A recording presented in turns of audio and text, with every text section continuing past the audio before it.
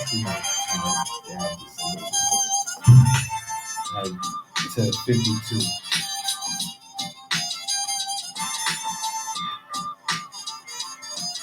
Yep, that's it.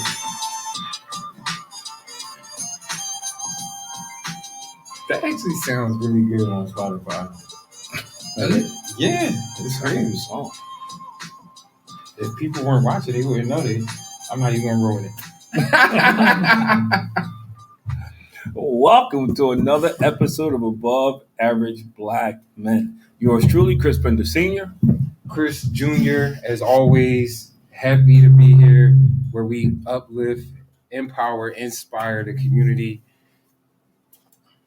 Devin Pender here to say like, follow, subscribe, share, comment, interact with us. We got a goal we want to reach. Please, we need the support. Turned around because I know how you are about advertising. You know how I feel about that. We got a great show today. Let me tell you, I have been chomping at the bit all day long. I've already had this conversation with a group of young men today about about choices and consequences, man, and the ability to make good choices, period. And, I didn't bring it up. They brought up Ja Morant as just one of them. So we might as well just jump right into this, man. The title of the show is, how do we make our decisions and choices? And do we think money, helps us make better decisions and choices?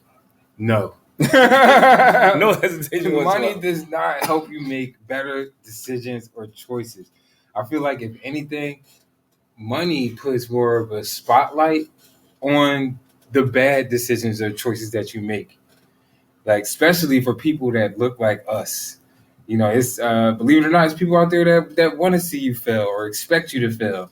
And they just waiting for that moment to show it or share. Even when they out there giving you praise, they out there clapping like, oh my gosh, I can't believe you're the man, you're doing all that. But as soon as you mess up, they right there waiting. I told you so. Well, there's several statements. I'm going to let Devin speak, but there's several statements that I want to talk about in this context. So, Devin, I know you want to say something. I was going to say, I feel like we should go over what happened for, we are. Go ahead, you share. Go ahead, Dad. You got it. Go ahead. Cool. All right, so if y'all haven't heard the news or, it's been online on social media, point guard of the Memphis Grizzlies, Ja Morant, he was at a strip club in Colorado. Yeah, Denver, Colorado. They just got done playing the Nuggets. He had his shirt off on live, dancing around. And then out of nowhere, he just pulls out the gun, the tool, the burner, as some people call it. And this is the guy who had potential to be the face of the league. He just got a huge Nike deal, huge Powerade deal, and you go off and you do something like this. First, let me ask, how do you guys really feel about it? And is this like the first instance of you seeing an athlete do that, with social media? But we got to tell the whole story. What else is a part of that story? About a month ago, they're playing the Indiana Pacers. Oh, yeah. They get into it. He gets in the car with his friends. Somebody out the car points a laser of a gun at the bus. Yeah, the red laser, yeah. So he got away with it. Then they found out last summer, he gets into it with a teenager, punches the 17-year-old in the face, and goes in the house and gets his gun. This is a dude who's making $60 million, scheduled to make $200 million. Yeah, $200 million. All you doing is giving him a reason not to pay. It looked like the gun from Harlem Nights. Shoot your pinky toe off. But to do a little more context, he's born in the suburbs. That too. Had a great upbringing. It's not like you're talking about a kid who was a thug and he couldn't escape it. This is a kid who was a nice kid who's trying to become a thug. Yeah. And it's funny because we grew up in the suburbs, but you see that all the time, though. Well, somebody asked me today. Somebody said, "Well, what if that was your kids?" And I said, "Man, I'll be in jail with charges for assault and battery. There's no way I would let my kids be out there making $60 million." And Usher's his uncle. Really? Yeah, his dad looks like Usher, and they were saying, I don't know, they were saying Usher. They're saying because he looked like yeah. Well, I don't know. That's really true. But I'm just saying. To that point of like growing up in the suburbs and like fake tough guys, I think like I remember growing up and living off of Eastburn Avenue, and then us kind of like being like the Jeffersons. We was like moving on up, like we eventually moved to Chestnut Hill, and it was still kind of that opportunity or fear of like, yo, you could go to Martin Luther King High School, which is not one of the best and brightest schools, I would say, in this city. Right, but like could have easily went there, and had the upbringing. And I think when we moved to Cheltenham, I kind of had that in my mind, and it blew my mind or just perplexed me that people were trying to put on that persona and act a certain way, especially when we were trying to get away from that. Well, because I lived it. I had a front row seat. People didn't make it out the neighborhood. So it wasn't a video game to me. It wasn't a rap video. It was reality. I saw people stranded on the corner. It's been on the corner for decades. I saw people who got hooked on drugs or drunk. So I had a front row seat. So to me, it wasn't trying to be cool. It was just dumb. And if I listen to some of the things that people say right now, because I know some of these statements are going to drive you crazy. There was Kendrick Perkins. He goes, "That's why you can't give a black man money." He said that. That's crazy. They gave him money. Like, they paid him on ESPN to say that. Him and Stephen A. Smith on this show, both y'all rich. That's crazy. But again, that's kind of tied into what I was saying earlier. Is like, they giving you praise all the time. Like, when it's, I guess, due. But then as soon as you make that mistake, it's like, what should have never gave you. I was going to ask, like, what were your initial thoughts when you first saw the video? Because when I first saw it, I thought about the whole Gilbert Arenas situation a couple years ago when they pretty much had the standoff. Gilbert's situation, he brought a gun into the locker room and had some beef with his teammates. To me, it seemed unnecessary. But it's like, what are you doing this for? And like, to the point of us moving to the suburbs and people like acting a certain way, it's like this glorification of dumb stuff or like this thug stuff. But it's a glorification of it. Gilbert Arenas probably had the best response. They asked him about the situation. Yeah, when they asked him about the situation, he was saying, it's not just about him; it's about the people that's around him. That too. Who's around him that's telling him like, and Gilbert, he didn't have that. So who's around you?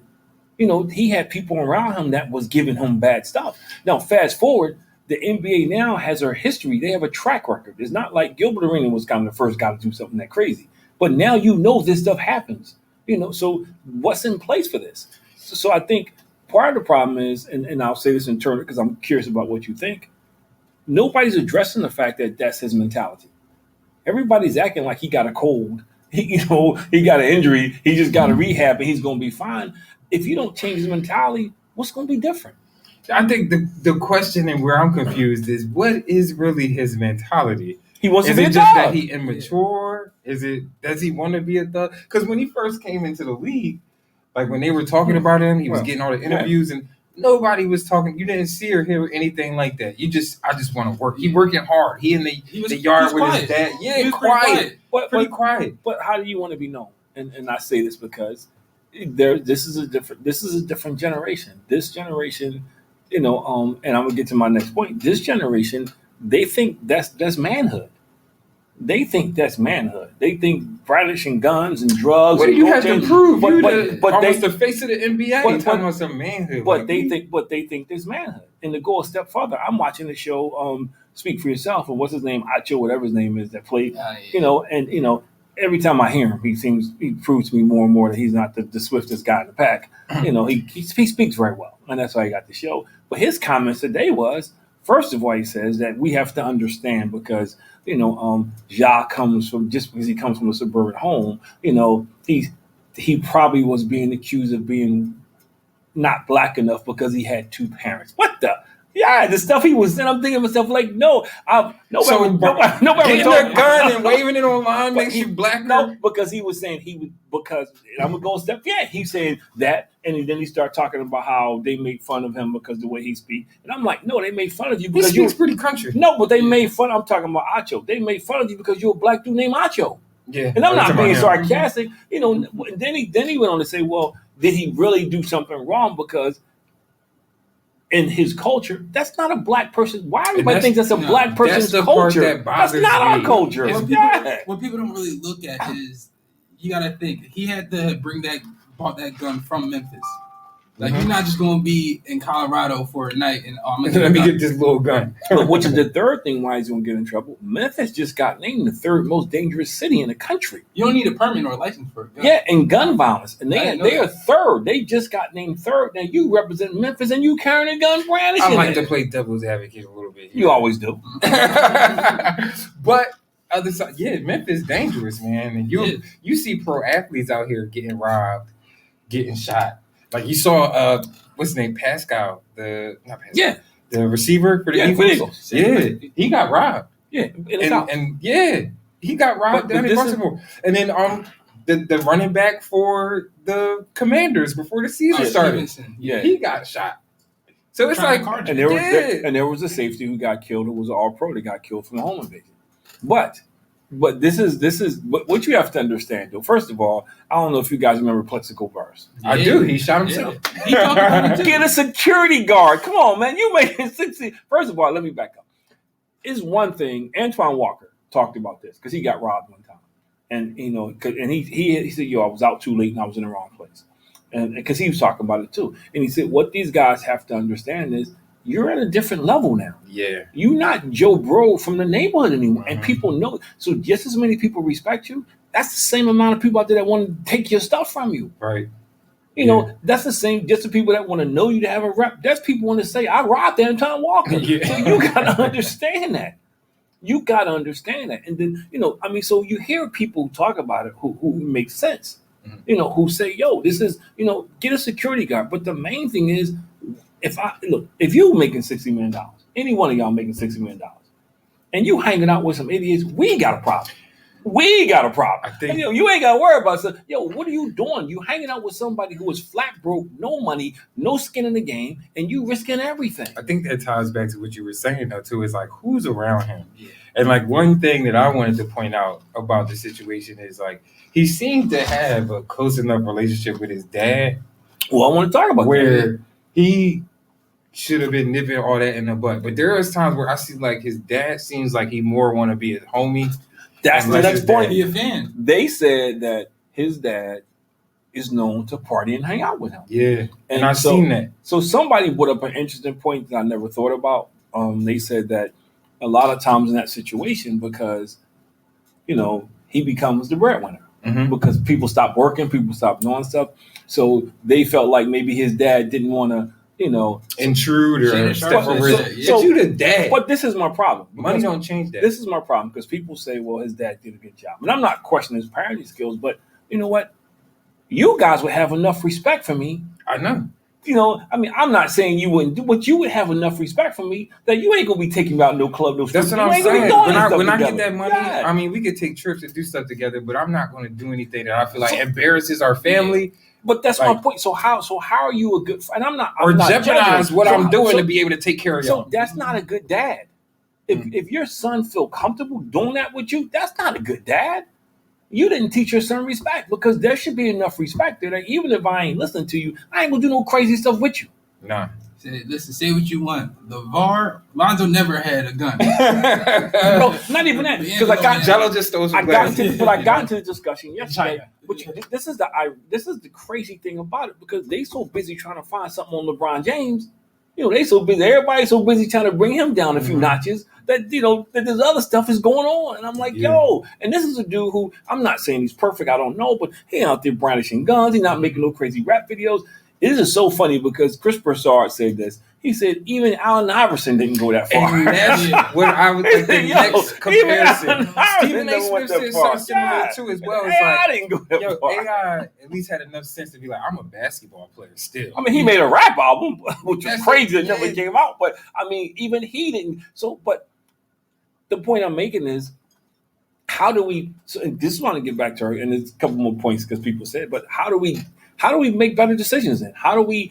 Because to me, I can't fathom, and I'm in a classroom with a bunch of young boys today, and I'm thinking somebody would defend him. They said the same thing. Yo, you give me $60 million and take me out the hood, I'm not going back. And I think to the point that I said a little bit earlier, it's like I don't know why culturally it feels like that is cool to do. Part of me is like, man, is it Memphis? Is it Memphis the reason that it's kind of like that at the moment, where like just that's their culture, where in order to feel like you getting enough credit from people or some type of prestige, like you gotta be street. You can't be that clean cut dude. Like you need to show people that you're tough, which is in some cases people believe that that's owning or brandishing a gun. Which I don't really understand, because they're never going to say to like a rich white teen like, oh, how come you're not acting like those dudes in Trailer Park or something? But I don't think it's just Memphis. I said, like this whole situation to me, I hear people with a microphone making it worse because they're making excuses. Like when I hear somebody say, "Oh, that's the culture," that's not a culture. That's a decision. I know a bunch of black folks. Look at all the black athletes that are not doing that, who come from real hood. Come from real hood. So you can't sit here and tell me that's a culture. Because no, he made a decision. He made a decision and he had better information. This is not a dude that was raised in the projects, that was around hoods his whole life. No. And then Stephen A. Smith, who one day I hope he hears one of these things that I say. He drives me crazy because he's sitting there talking about, he's comparing to LeBron James taking his friends. LeBron ain't taking no knuckleheads on the trip with him. His friends are all business. But he didn't bring no knuckleheads with him. And I say this to you all the time, and this is so true. I say this to the guys today, and they understood what I was saying. Yo, just because they on the corner with you, don't mean they in your corner. True. And everybody is not meant to go on the journey with you. You have to understand. But I think, so when I hear people kind of compare, LeBron James got people, and I'm pretty sure he vetted them. I'm pretty sure his mom was like, yo, it wasn't like he just said, Pookie, you on a team, so come with me. Because I'm sure it was some Pookies on that team. For sure. So the point I'm making is, you hear people with the clout, the things they say, and my question is, I didn't hear Shaq, so I'm not assuming, but the people I've heard, are you interested in him or him playing basketball? Like, to me, what nobody talked about was, he could very well run into a real thug and lose his life. And that's the point too. Or be paralyzed. This is not like, just about him. Yeah. Even Carmelo Anthony cut people off when he got but it's not a game though. I think that's a good side to talk about too. Is like, man, you willing to hold that gun and walk around like that, it's best believe it's somebody out there that got one too. And based on the one you was on, a bigger gun. They're gonna use it. Yeah. And the fact that they know you got one, they gonna shoot you first. Right. Right. And it's like, why even want that kind of attention when you got all the money and the fame? Like, I really, it's mind blowing to me why he would even do that. And then, like the point Shaq made, which is, again, he was spot on. It's like, yo, you had to make a conscious decision to go on live. Yep. You know how much it takes us to go on live? How many buttons you gotta hit, and then sit there and wait for it to connect, and then you still, after all that, decided that was a good idea. But I gotta hear, because at least that's what he's saying. Every boss is coming up with all this other stuff, and that's no. So to me, I think, what do you think about his statement of saying like him stepping away to get help? Like, what did that? You can suspend it. You can't. But let me ask you a question. Okay, and this is. I share this. The publicist did a good job. But I'm gonna ask you the same question that I asked the boys at the end group. In this conversation with some adults yesterday. Do you think if that was you, the cops will only hold you for 2 days and turn you loose?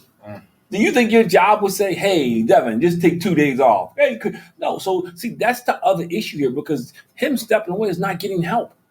Him stepping away is not addressing the issue that he has something in his mentality that says that's okay. And Shaq summed it up perfectly. When you take that amount of time, your thought process is jacked up. Yes. And not only is your thought process jacked up, those folk around you, first of all, the folk around him is dumber than the doorknob. Because if you my meal ticket, whether I like, you ain't gonna screw this up. Blow that. Yo, dude, what's wrong? But you mean nobody in his corner said, yo, that's not a good idea? Nobody in that entire group was like, yo, dude, that's not a good idea. Yeah, like to, again, your point or statement you made earlier, they just enjoying the ride. Like, they don't really care. Yeah, but even if you just enjoying the ride, your common sense got to think that, yo, the first thing people are going to say is get rid of your friend. You're making $60 million. You got a chance now to make $200 million. That's your contract. That's his contract. you got a chance to be the best American-born basketball player In a long within the time. next 5 or 7, because everybody, Steph, all them guys getting older, which means you can earn $1 billion. That between Nike, between everybody else, and the commercials you would have, he could earn it. In Memphis, he could earn that. And the thing that really is crushing to me is your team was on the brink of doing, could possibly did something this year. Yeah. You pushed the Golden State Warriors to the limit last year. When I look at that, like what he did, I feel like he's somebody who just is living in the moment. Yep. He is not thinking about the future. Just got finished talking about and that. like the potential of man, I'm doing all these great things right now. What could this lead to? But I'm doing what better things can I accomplish or do? I'm doing some things in the school system called restorative circles, and I'm working with kids. And what a restorative circle is, real quick, is you help kids understand the sense of community. Take ownership. If they've done something wrong, you help them identify. And you also prevent them from doing stuff. Like I would say, like I passed the mic around. Mike's not connecting anything, and you can only talk when you had a mic. And I say, okay, well, it's like a spirit stick. And I'll say, respect. What you hear, so you can do things like that.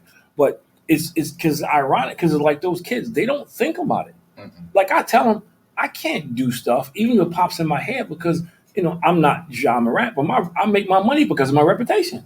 And nobody gonna bring me in to think some kids if I'm in a strip club with news and all kind of crazy stuff. So, but this generation doesn't think like that. Like I told a kid, I said, what you don't understand is you get into the fight, you trying to hurt somebody in the 7th grade. You trying to really hurt somebody. You won't know this person in 5 years, but that's going to be on your record. Right, and like you just said, the person's going to be gone, but that's going to be on your record. Your reputation precedes you. Like Ja. I was listening to Arena say this today, and he broke this down in so simple terms. He said what he don't understand is, he said they're going to suspend him because that's what the NBA kind of the image, and they're going to do it because they're protecting the image of the NBA. This ain't about But he said when he come back, he don't care if he averages 28 and 10. He ain't gonna be in the All-Star game next year because the league is. Because the other thing about it is he refused to participate in the slam dunk contest. Oh, he's gonna be doing the same. I'm just saying. so he didn't help himself with that either, because now you arrogant now. So I'm just saying. And he said he doesn't understand. It's going to take him about 3 years to get his image to get cleaned up, the bounce to come back. He was on the brink of being the face of the NBA. Think about this, like they always, especially media, like they tend to always bring that back up. Like to your point, next year, 2 years from now. They're going to be like, oh, Ja Morant. But don't forget, last year he had that gun in Colorado. Mike Vick. They bring up Mike Vick. They still bring Mike Vick. He was the captain of the All-Star game 2 years ago, not last year, in Atlanta. This dude is in the Hall of. They wanted to boycott the. People are still talking about the dogfighting thing. He done paid restitution. He apologized. He's done community service. He's done all these things. And it's funny because some of them same people, we in the grace and mercy, but every time something happened, you can't watch a football game without somebody was bringing it up. Even Michael Irvin. Yeah, they still talk about Michael Irvin. Okay, and he not even proven. The thing about that was crazy was he wasn't proven guilty. Yeah, they did all that on an accusation, which turned out it probably was just an accusation. Yeah. But they didn't even waste any moment. They just sent him home, dismissed him, all this stuff. So so you don't, you didn't look at that. I mean, that's the thing that I don't get is I can always look back to my neighborhood and find something, a reference point, like why I don't do something. It's funny about that. I can always do that. Paul Pierce got fired for going online. Strip guy. No, he was at a strip club. He was at his house. At his house. Didn't even have a gun or nothing like that. Okay, well, let me ask you a question because Steven Jackson, who I don't consider someone, the last person probably in the free world. Him and Matt Barnes went, I'm going to say what he said, and you tell me I'm just going to say what he said. He felt like Shannon Sharp and every black person that came at Ja Morant and told him he needed to be accountable himself was wrong, because he tells young players you need to be who you are, be yourself. He is a grown man that literally a year ago went to this dangerous block in Chicago and checked in with kids just to make sure he was all right to be out there. Like he's still trying to do hood stupid stuff. Well, do you know this is the same guy who went in the stands? And that's what I'm talking about. Somebody who couldn't even stay on the team. But you know what else? Because his attitude. But he never made $60 million. So it's easy for you to say that. Too. You never made $60 million. So you can say, you weren't that great a player that somebody was worried about losing you. This dude right here was A going to be a franchise, face you're of not a the franchise player. But this is the people out that are saying stuff, and unfortunately, these are the people that have influence. And to Steve, like Steven Jackson saying that is actually kind of funny because that almost ties into like I guess how certain people in our community think and feel too. Like that's acceptable and like be who you are. But it's like at some point in time, you can't always be who you are if it's not necessarily something that is appropriate for your job or public places where you are. Yeah, that's okay. You want to be home and shoot guns, do that. You want to go to the gun range, do that. But in the position that you're in, like that's like if Obama was like that type of guy where he came from that Chicago. background and he just he from Chicago. But my comeback to people like that because a lot of times I was the first or only black, early on in my career, and my comeback to them will always be when people say, somebody else would come in. No, that's not who you are. That's who you want to be. That's not who you are. You're choosing something based on what you want to be. You weren't born waving a gun on Instagram. You weren't born, especially if you were born in the suburbs, you weren't born a thug. If you were raised in the heart of North Philadelphia, you didn't come out and your parents say, look at you and say, we christen you the thug. No, you make conscious decisions as you grow up. Now, you can sit here and talk about pressure or whatever. I'm not going to argue that. But you make conscious decisions. I was listening to somebody the other day, and he said something that was funny, but it was so true. He said, he started talking. He says, look, man, I know you didn't have a father. You didn't have a mother. I know things grew up tough and all this stuff. And then he said, but you're 45 years old. He said, at what point? He said, at what point do you take responsibility? At what point do you start making better decisions and stop blaming people that's been long gone? And I think that's the issue. And people says, be who you. That's not who you are. And I all right, it's okay to change and grow up. Like with your age, your money, your tax bracket, you do things differently. Yeah, your mentality has to change. I feel like the worst thing about this whole thing is there was a report that literally Steven Adams, like a couple days before the incident went down, they had a players meeting, and everyone could tell that they were talking about job, or he was talking about job. But telling like, yo, on road trips we need to get more serious. Like not enough. Like can't be going out all the time. We got to focus. And a couple of days later, this happens. Because that's what Steven happens. Adams leaked it. But no, that's what happens when you see, and a lot of people when they do wrong, they want to believe in a false narrative. Yeah. So when people in positions who were supposed to be authority or knowledgeable start saying things, they hear that. They don't hear everything else. So they hear Steven Jackson say, you need to be yourself, be yourself. Yeah, I need to be myself. They'll hear somebody say, oh, they trying to make you to conform to us. They'll say all that stuff.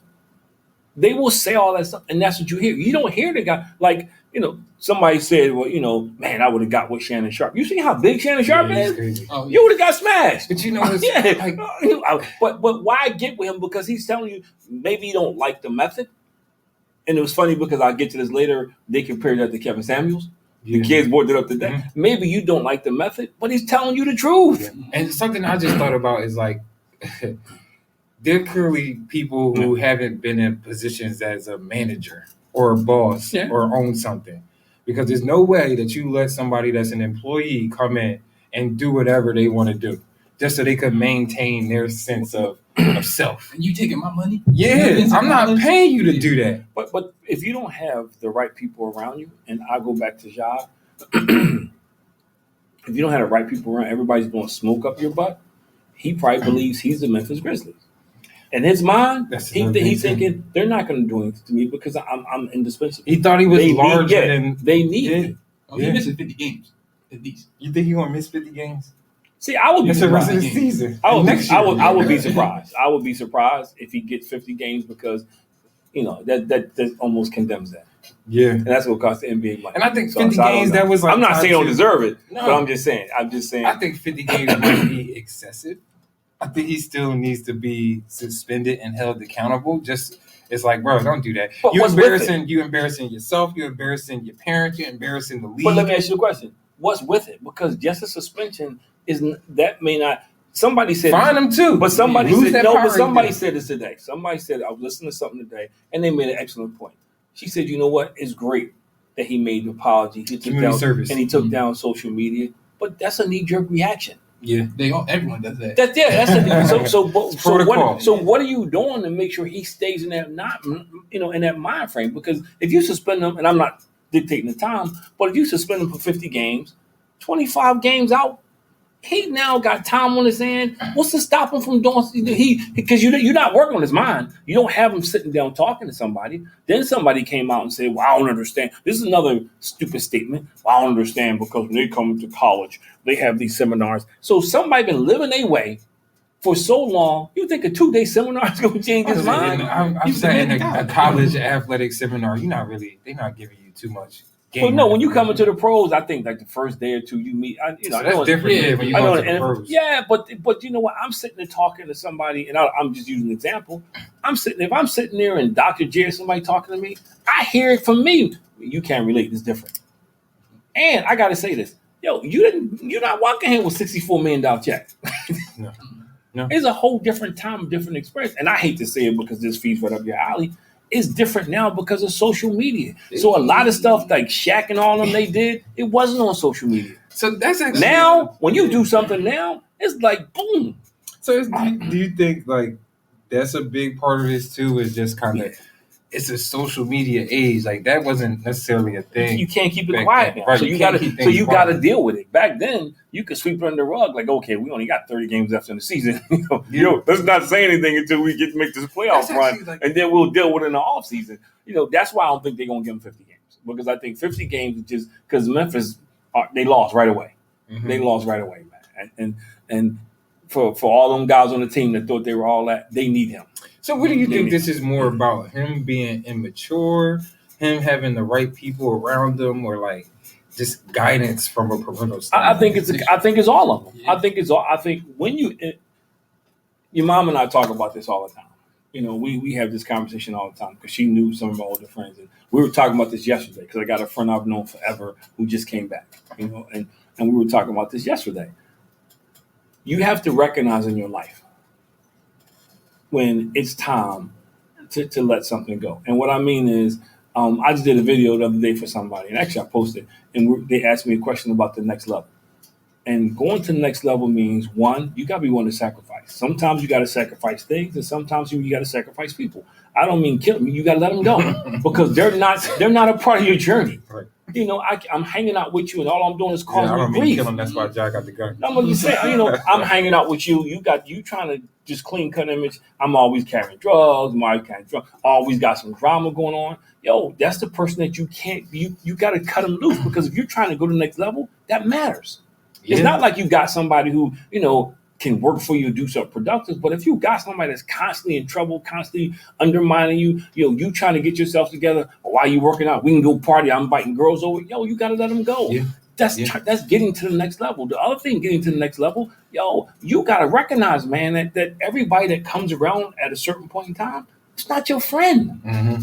And I think kind of the question that I wanted to bring back up that we kind of asked and started on was like, does wealth or money assist you in making wise choices? No. And like, why do you think so, Devin? Why do you think it doesn't assist? I feel like you guys heard this saying before. I feel like they say money makes you more of what you really are. Yeah. So I'm gonna be honest. He probably was doing a lot of this dumb stuff coming up, but he was always the best athlete. Well, I was going to talk about not to cut you off because I don't know if this is true or not. Somebody told me today that somebody he went to high school with was posting pictures that he was hanging out with gangs when he was in high school. That people just didn't know about it. Mm-hmm. They had these pictures they were taking offline that apparently, So my question to them was, if the dude posted, I was just not his friend because you're already in trouble. You trying to get him in more trouble? Well, but I'm sorry. We'll go ahead. No, that's actually a good point. Yeah, but like I was just saying, I feel like he's been doing stuff like this. Like you gotta think at Murray State. He's the best player to ever come out of there. Right, and nobody really knew about him. Nobody knew about the school. We was just seeing and getting the highlights. Yeah. And I think, to Devin's point, I think the money and the spotlight on him now, he didn't change and grow into, having those things. Like you said, if all these people are telling you you're great, you're doing all this, you're doing all that, they think they need you, right? He probably thinks, the NBA really need me right now. Mm-hmm. Like, he bigger than Memphis. You're about to Honestly, find out for 50 games. Yo, like, it's No. just- They'll keep talking about Luka. But to me, I think it depends on how you use it. And I'll say that. I think money in itself does not. But I think, and I go back to LeBron James. LeBron James was smart enough to take his money and surround himself with people he knew his whole life. Mm-hmm. He didn't go out and grab folk, just because they showed up, at the party last minute, or they were cousin Bobby's Uncle Bill who knows this. He surrounded himself with people he knew from high school, people he grew up with, who he trusted. At the same time, he surrounded himself with people who had a similar ambition that he had. May not through basketball, but they had a thirst and a hunger to succeed. And I think the third thing, which is more importantly, he surrounds himself with people who cared about him when he had nothing. Yeah. I think another important thing too that probably doesn't get talked about a lot with Bron and his friends. Of course, they were around him, but they saw his vision. Yeah, LeBron had a vision. Yeah, like he knew that he was going to get out the hood. He's going to be one of the best basketball players to ever play. He knew that he was going to be able to put his friends in positions where he could change their lives. Like that. But he had the right people because he didn't have a person that says, "Well, who Chris think he is? He ain't really better than me." Yeah. And he got rid of them. Yeah, but I'm just saying though. But you know how you they back in Akron right now. Like, yeah. But that's what I meant. He chose. He used his money and he chose wisely. Now there's some people who get money and they put idiots around them. I use another perfect example. I look at Steph Curry. Steph got money. Him and his wife got money to burn. But now I don't know what he does. I'm just going by what I hear and what he does. And Andre Iguodala was talking about it. He surrounds himself with people what he's trying to get to. When everybody else was going, because he turned Andre Iguodala onto it. Andre Iguodala said, when everybody else was going to these parties and stuff, they were going to these places with mansions with millionaires, with stock investors and crypto stuff like that. Yeah. They weren't when everybody was going to the clubs getting on. They were going to these gatherings with a bunch of rich people were getting together, and they were picking people's brains and stuff. Like I didn't notice when he was out of basketball, he was working on Wall Street at Andre, a major investment firm. Yeah. So now he has his own investment firm. Did not know that. I didn't know it either. I was watching the thing with Shannon Sharp. So what I'm saying is, some guys get money and they use it wisely. They use it wisely. And some guys get money and they want to bring Pookie and Patty and Paula and, And that's kind of, I guess, again, we made this point a little bit earlier, is like that money doesn't necessarily influence the choices or decisions you're going to make. It just kind of either heightens the outcomes of those decisions. Like you can be like Steph and Andre Iguodala, where you have money and you want to make that money make more money because you realize that, basketball is not forever. Like, I think, and then it's the other side of this here. Like, there's plenty of athletes who just made bad choices. I think, and in some cases, they out the league or they don't have the prestige anymore. Those guys learn from their predecessors. They looked at Michael and Magic and what they did off the basketball court. They looked at Michael and Magic. Those guys were the first guys who really became a brand. You're saying it's AI fault? No. See, AI kind of had a similar problem. He kept the wrong friends around. But everybody would tell you he was one of the nicest guys. He wasn't. He was nice to everybody in the arena. He wasn't. And he wasn't walking around carrying no gun. Pistol whip. Yeah, he wasn't. He wasn't doing that. He was into rap music. Because his friends were into rap music, and people don't remember he was a kid when he came out of Georgetown. Yeah, I'm not making excuses for him. He missed some of that childhood because John Thompson ain't play that stuff. So when his friends was out there doing the rap, he was at Georgetown with John Thompson learning discipline. One thing that I think is kind of you're seeing in the NBA with certain young guys. And Ben Simmons might fall under this category too. Can't have a basketball conversation. Because it's like these guys don't care that much about the basketball part. Yeah, it's more about the lifestyle. It's way more of the lifestyle. Like I want to be able to go party whenever I want and take these trips. The extracurricular stuff that basketball brings. Like you got all these stars that are courtside. They know your name. They cheering on you now. Right. It's like, I want to do the gritty out there on the court and dance and like do all this. I don't care if we win or lose. I don't care if we win a championship. Not to say if they feel like that, but that's the vibe but you're right. giving off. Anthony Edwards a dog. I just want to put that out there. I remember Charles Barkley got a lot of heat about 10 years ago for this because they asked him a question. They said, what's the difference between guys who come out of college and they're stars in college and they fizzle in the NBA and guys who come out of college and they just regular players and they become stars in the NBA? And he said work ethic. Mm-hmm. He said because those guys who were the best players on their team, a lot of reputation carried them through. They play well and play hard, but they also got stuff because of who they were.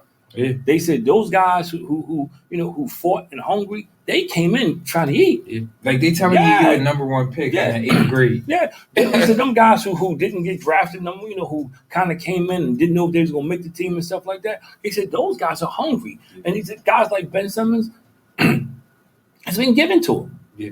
But he didn't have a stellar college career.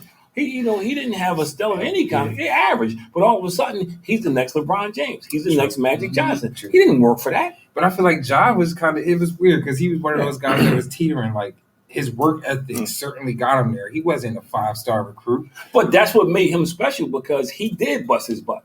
Mm-hmm. He did. He didn't, because somebody was telling the story how he got discovered by accident. Yeah, somebody just walked in a back gym. They heard him. He was playing the B gym, and they were in the A gym watching his game, and they had to come out to the bathroom, and they kept hearing all this noise coming from the B gym. Like, yo, what's going on? Yeah. And they went in the B gym, and dude was out there just wrecking havoc. Yeah.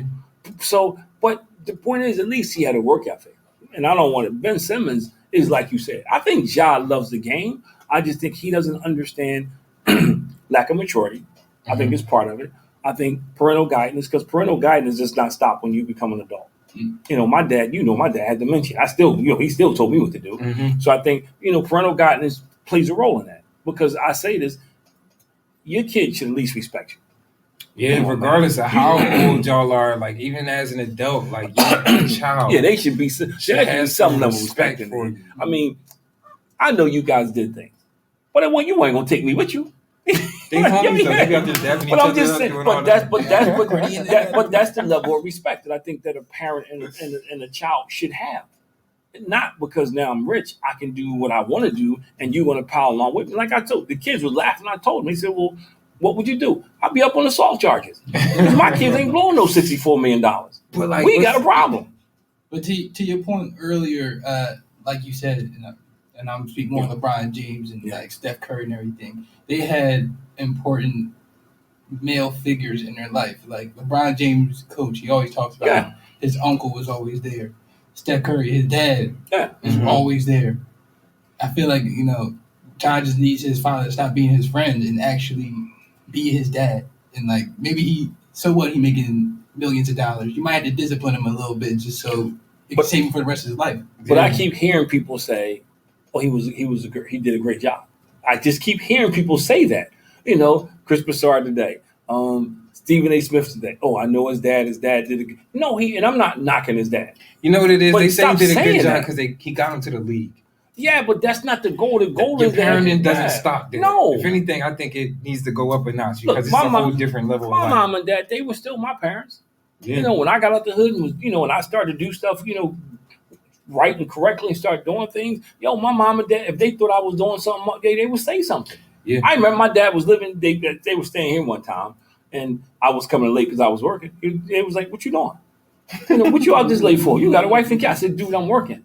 When you working just late at night, because in their mindset, my mom and dad was like, I'm grown. You in my house. I didn't say that. But that was still the level of respect that I just answered them. You know how I treated my mom and dad. So that's the level of respect that I was raised to have. And I think even more so it's important and probably even more beneficial as adults to have that conversation because I think you can have the dialogue now where it's not that, "Oh, I'm your dad, I'm telling you this." Like it's y'all should be able to talk. They look like they close enough. But I don't want those type of conversations.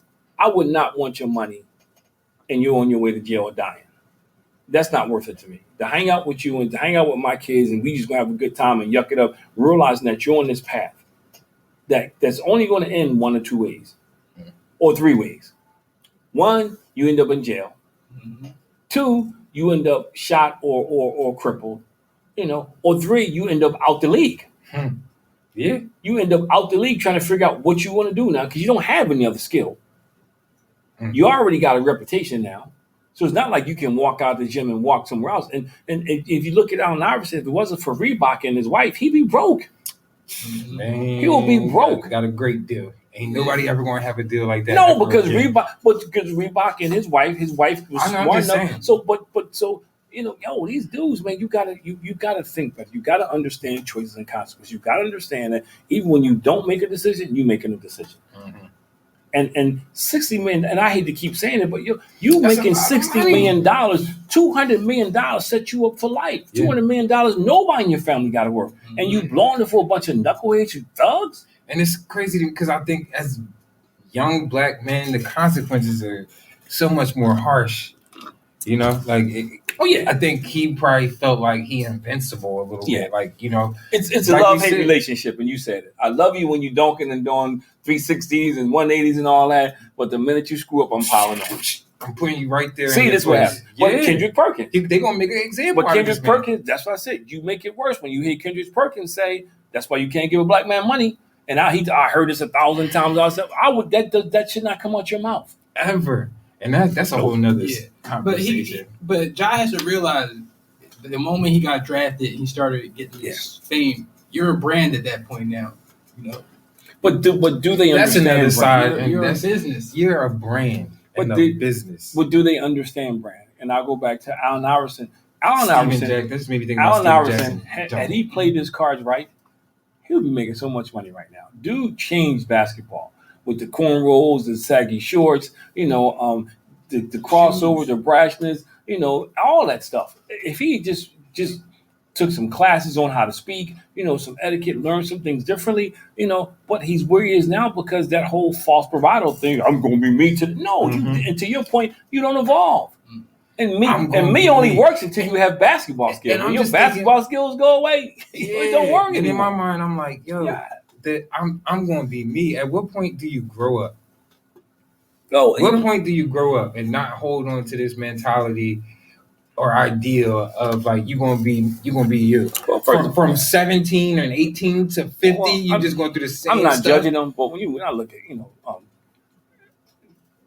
Stephen Jackson and Barnes, when they're getting high, smoking weed, he shows up and smoke. I mean, come on, they hold some of the stuff, and I some of the episodes are cool. But that whole mentality is still hood mentality. Yeah, and trying to hold on to this. Hood, and they got families that hood mentality. Mm-hmm. And you're holding on to a hood. You don't own that hood. That concrete is owned by somebody else. And my whole thing about Ja, when I hear all these people talking about culture and all this stuff, our inner cities are being bombarded with death because young black men think that's manhood. So I'm going to shoot you. We ain't going to talk about this. I'm just going to shoot you because you looked at me the wrong way. I'm just going to shoot you. So, and that's the part they're overlooking.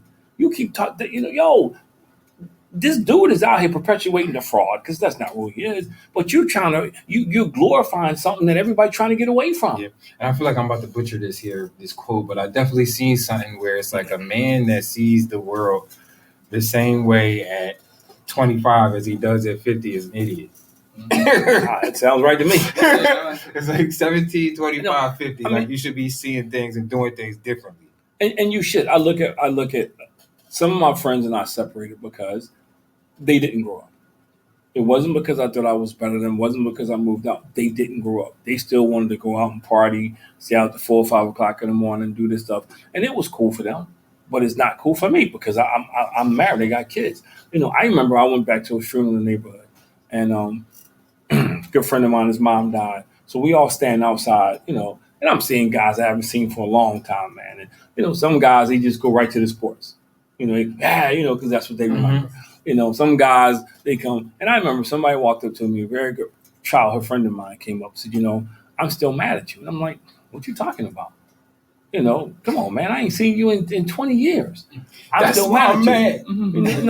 No, but you laughing. He said, man, because you got married and left me behind. So I shouldn't have said this, but my response was, because you weren't my type.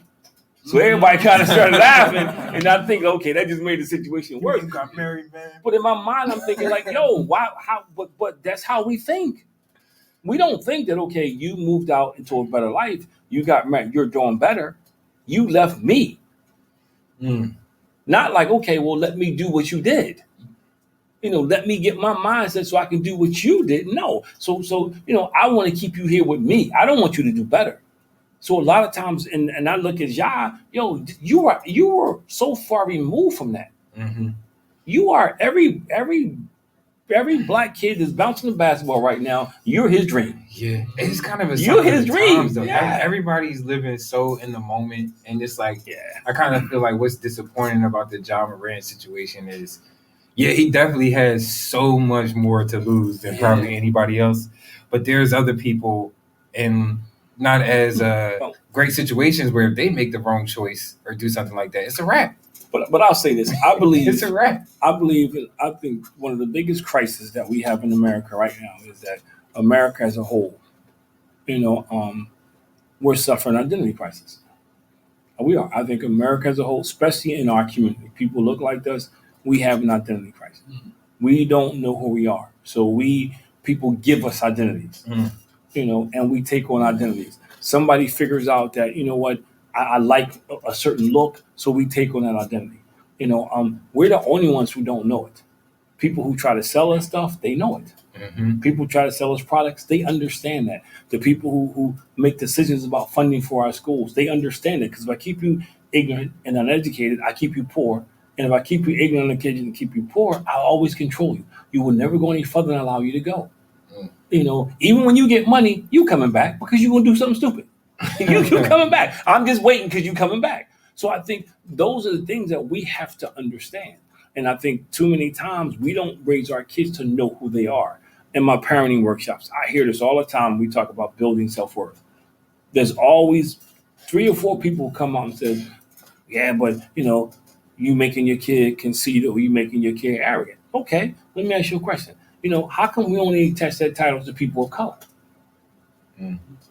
If I'm white, I'm not conceited or arrogant or cocky.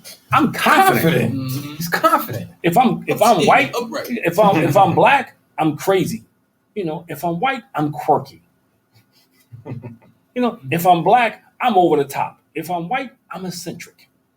So we take these, but we use those labels. It's not them. We're using those labels. If you talk proper or you try to make good decisions, you're acting white. That's not white folk. That's us saying that. But again, that's kind of the point that I made a little bit earlier here, where I was X-Man, like, what's up? Hope to see you tomorrow, man. Why do they think did he do that because he thinks that he needs to do that to be cool? But that's what the Ocho, whatever his name is, that's what he said. He said that the question he asked was our culture. It was the dumbest question. He said, that. He said, I understand legally he did something wrong. I understand when it comes to the NBA, he did something wrong. But did he do something wrong culturally? And I'm thinking like, man, I turned it off. I had to turn it off. Because no, that's not our culture. That's not my culture. That's not your culture. But for somebody in power to ask a stupid question like that, when people who don't look like us and watch it, that's crazy. See, when he made the comment about people say we acting white because we got 2 parents. No, nobody ever came to me and said, well, Chris, you have both your parents, so you acting white. No, not in my entire life. And I think we need to separate the difference between maybe rap culture and black culture. There you go.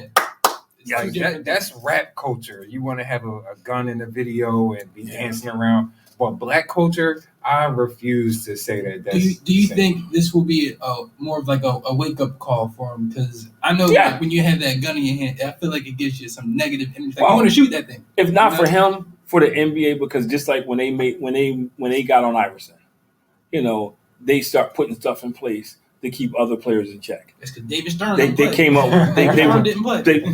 I mean, Adam Silver's fault. But I'm just saying they went back. They started putting stuff in place to make it harder for them to step outside the bounds and to make the play. And see, the difference now, though, is because social media, you can't hide it anymore. Mm-mm. They know what you wear to the game now. They got you coming to. So, I mean, you can't, the stuff you do, and then there's always somebody looking to post something.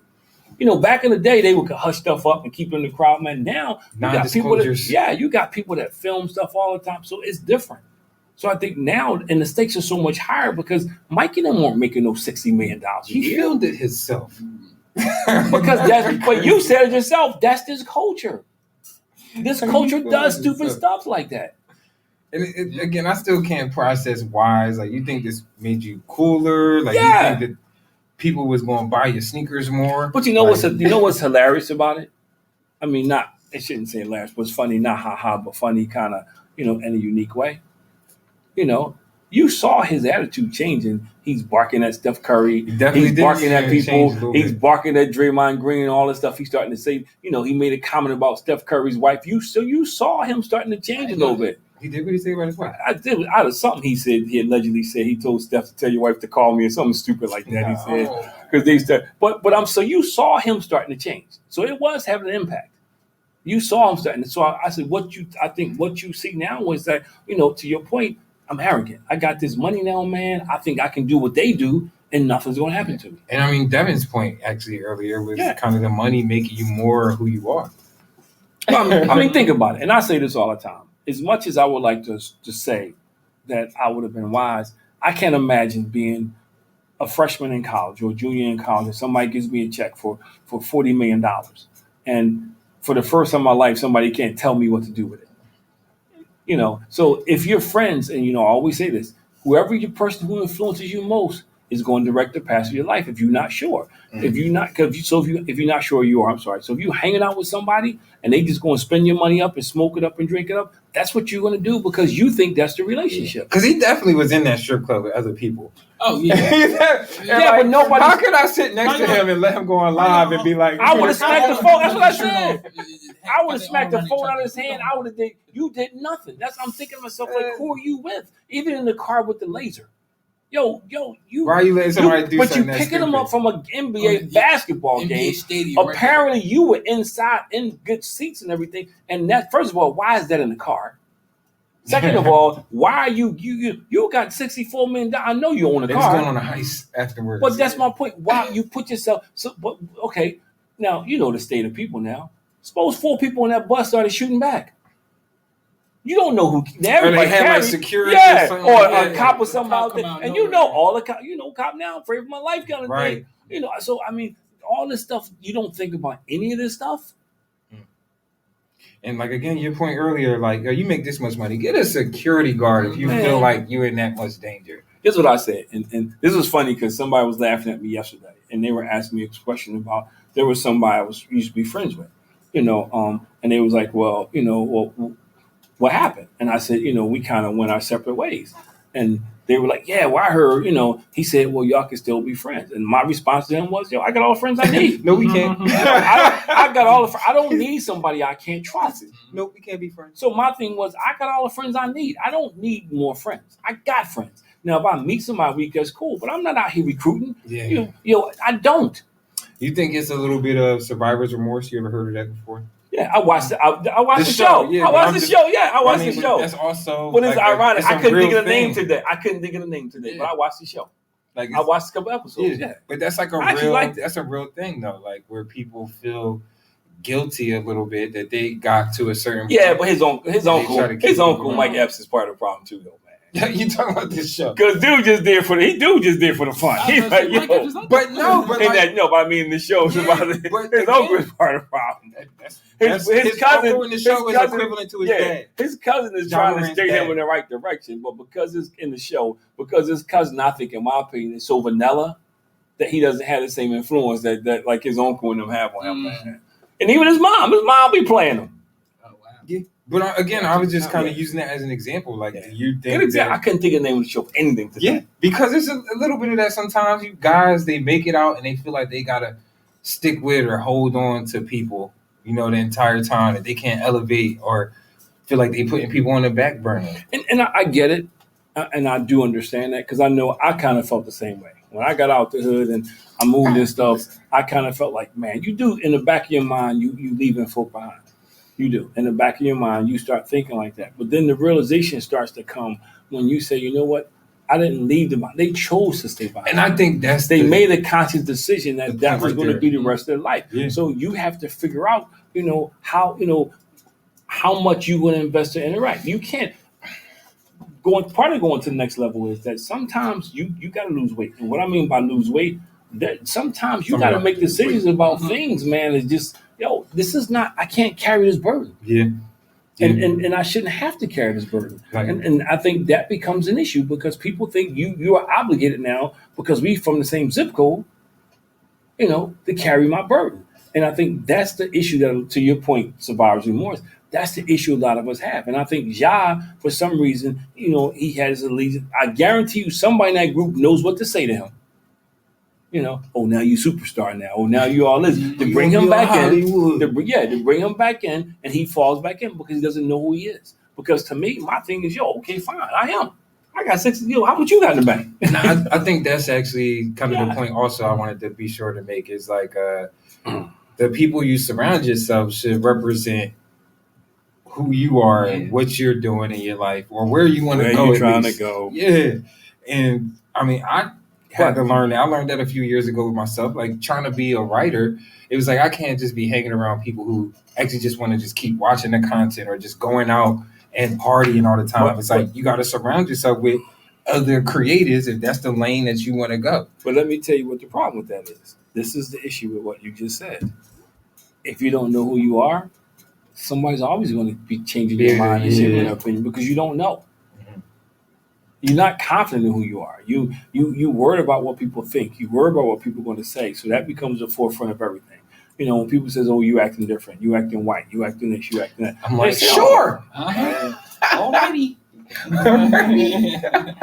I don't care. But I feel like he should kind of follow.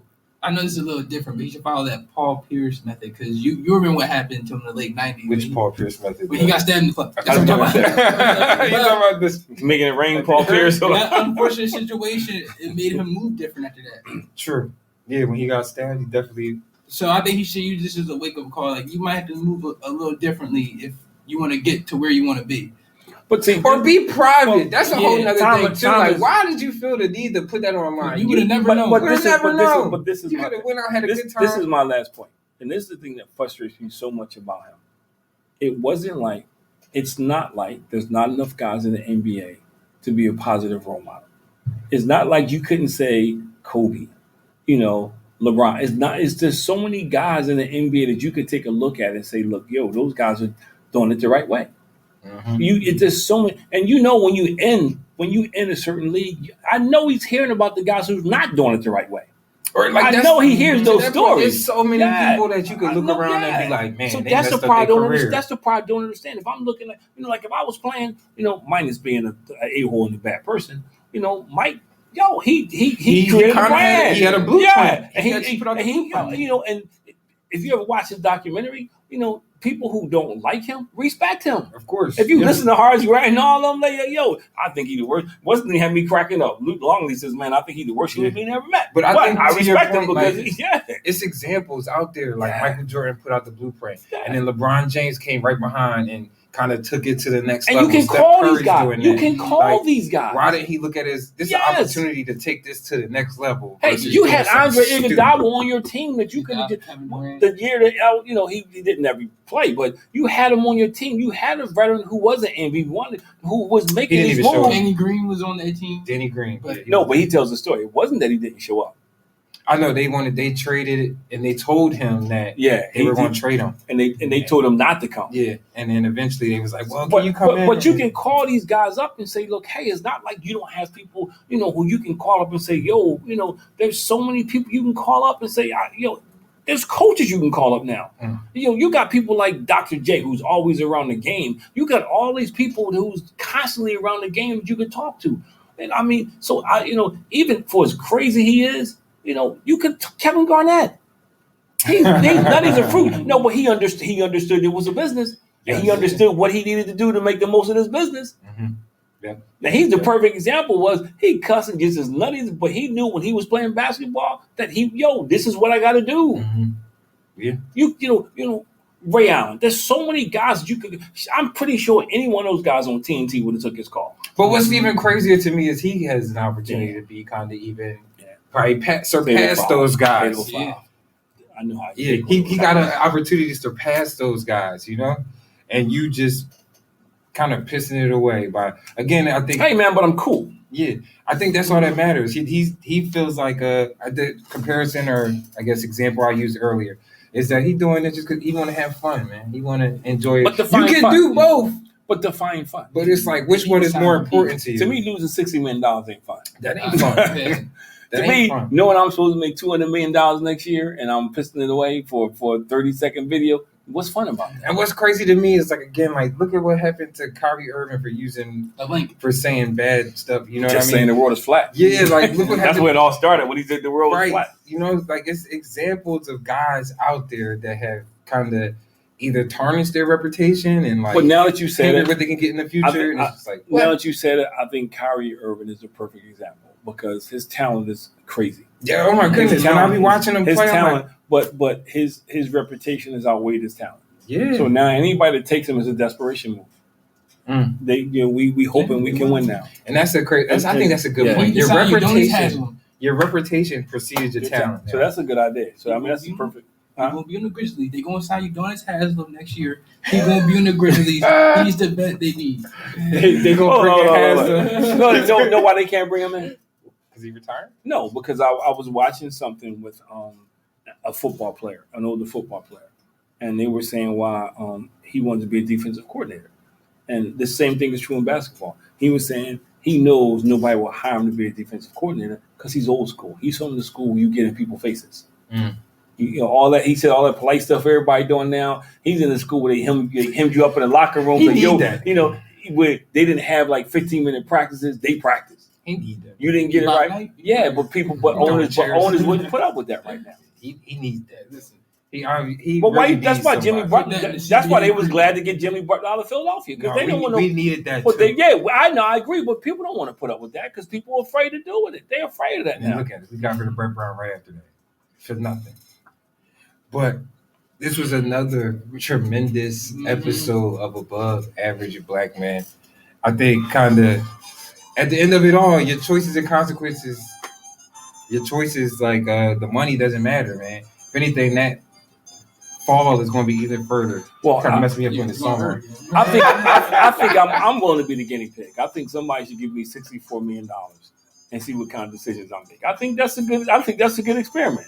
Yeah. You give me $64 million. I think that's a good experiment. I'm going to be a church man. Mom and Dad, we out. Yep. We out. I'm just saying, I think it'd be a good experiment. Yeah. So if you're out there and you want to experiment, just give me $64 million and we'll see what happens. Sign me NBA 10-day. I'll take it. I won't embarrass you or my family. I don't know guns. Man. Thank you guys for watching Above Average Black Man, where we are here to empower, inspire, uplift the community. Make sure you guys are out here making good choices. And like, follow, subscribe, share, comment, interact with us. We need the support. We love doing this show. We just want to keep pushing out this great content. Yes, sir. We will see you next week. Same time, same bad channel. I knew you were going to say bad channel. Bad or black?